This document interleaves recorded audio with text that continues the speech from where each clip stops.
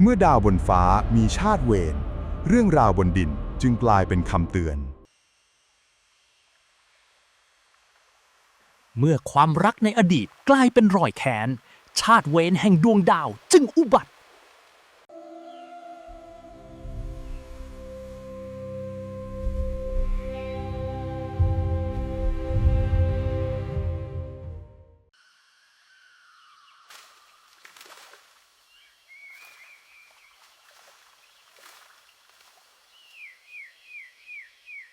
การครั้งหนึ่งพระพฤหัสบดีถือกำเนิดเป็นนกอีหลุมตัวเล็ก ข้าคือพฤหัสบดีผู้เฝ้ามองดวงดาราด้วยปัญญาและความสงบทว่าในจักรวาลนี้แสงสว่างมักดึงดูดเงาอันมืดมิด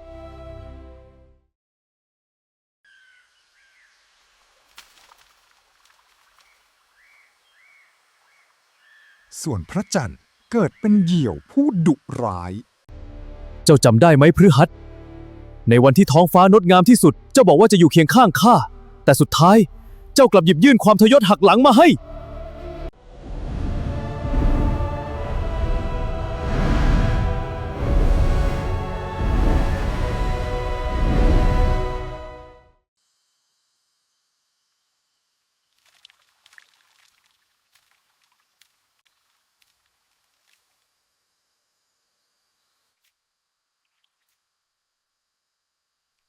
โลกกว้างใหญ่ แต่ผู้ตัวเล็กต้องรู้จักฟังเสียงลม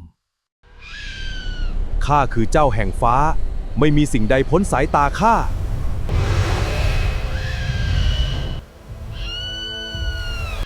แต่บนฟ้าเหยี่ยวผู้หิวโหยกำลังมองหาอาหาร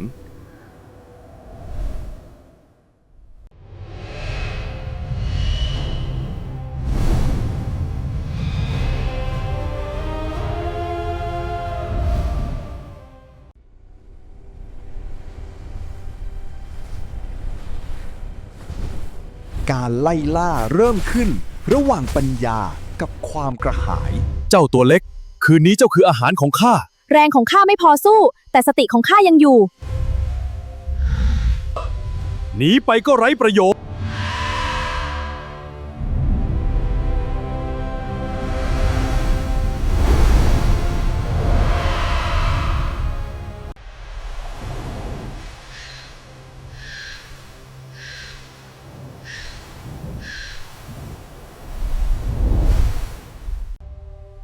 ออกมาให้ข้าจับเสียดีๆอย่าหนีตรงทางที่ศัตรูคาดเดาได้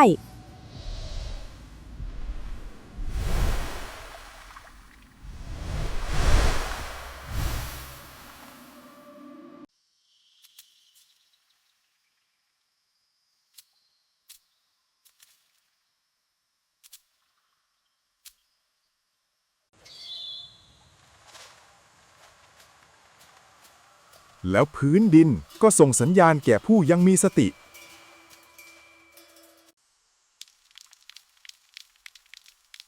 รอยเท้าโคเล็กของชะตาอาจเป็นที่หลบของชีวิต มันไม่ได้ชนะด้วยแรง แต่มันเลือกที่ซ่อนด้วยปัญญา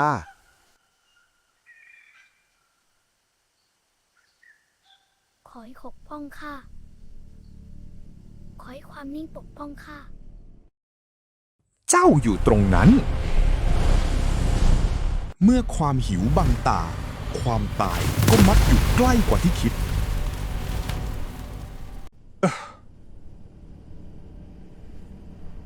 ผู้ล่าที่ไม่รู้จักหยุด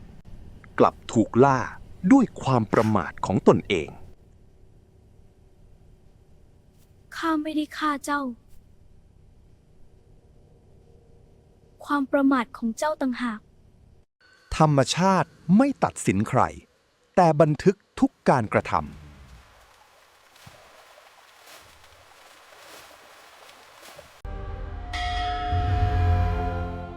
จากรอยเท้าเล็กบนดิน กลายเป็นรอยเวรบนฟ้า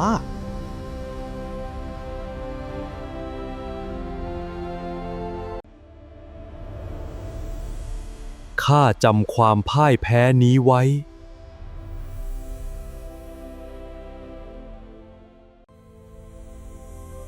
ข้าจำไว้ว่า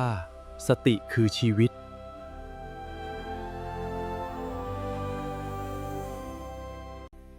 ข้าคือผู้เฒ่าดาวฤกษ์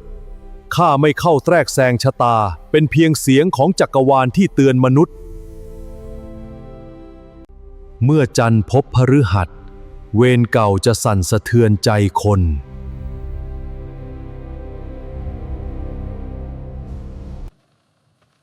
จึงมีคำเตือนว่าเมื่อจันทร์ต้องพฤหัสอย่าประมาทการเดินทางไกลและเมื่อพฤหัสต้องจันทร์ให้ระวังเหตุแห่งอาหารและความเจ็บป่วย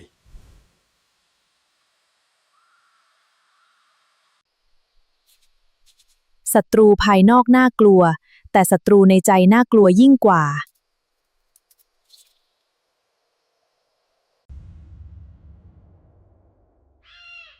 ข้ายังอยู่ในเงาแห่งกรรม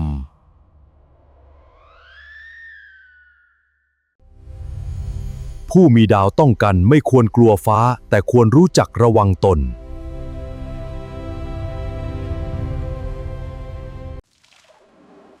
แก้ด้วยสติเริ่มจากกินอย่างระวังเลือกอาหารสะอาดเมื่อใจไม่พร้อมทางไกลไม่จำเป็นต้องฝืน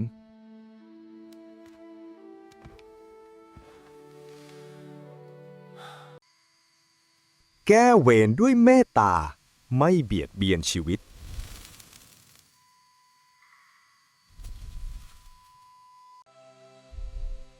ทุกเวรจบได้เมื่อใจหยุดไล่ล่า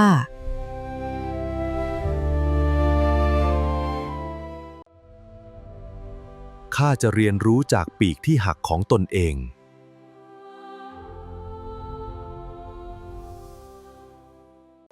ดาวไม่จำเป็นต้องชนกัน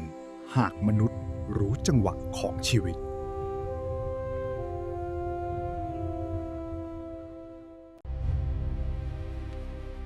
จงจำไว้ความหิวทำให้มองสั้นความสติทำให้รอดไกลรอยเท้าเล็กๆอาจซ่อนคำตอบของชะตาทั้งฟ้า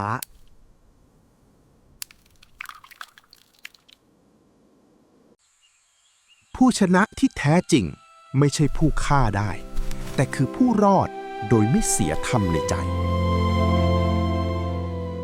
ข้อคิดจากเนื้อเรื่อง 1. ผู้มีกำลังมากกว่าไม่ได้ชนะเสมอไป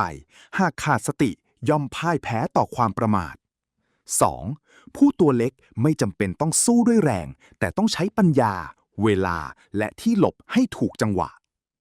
3. ความหิวความโกรธและความมั่นใจเกินไปเป็นศัตรูที่ซ่อนอยู่ในตัวเราเอง 4. กรรมไม่ได้ลงโทษทันทีเสมอไปแต่ทุกการกระทำทิ้งรอยไว้ให้ย้อนกลับมาเรียนรู้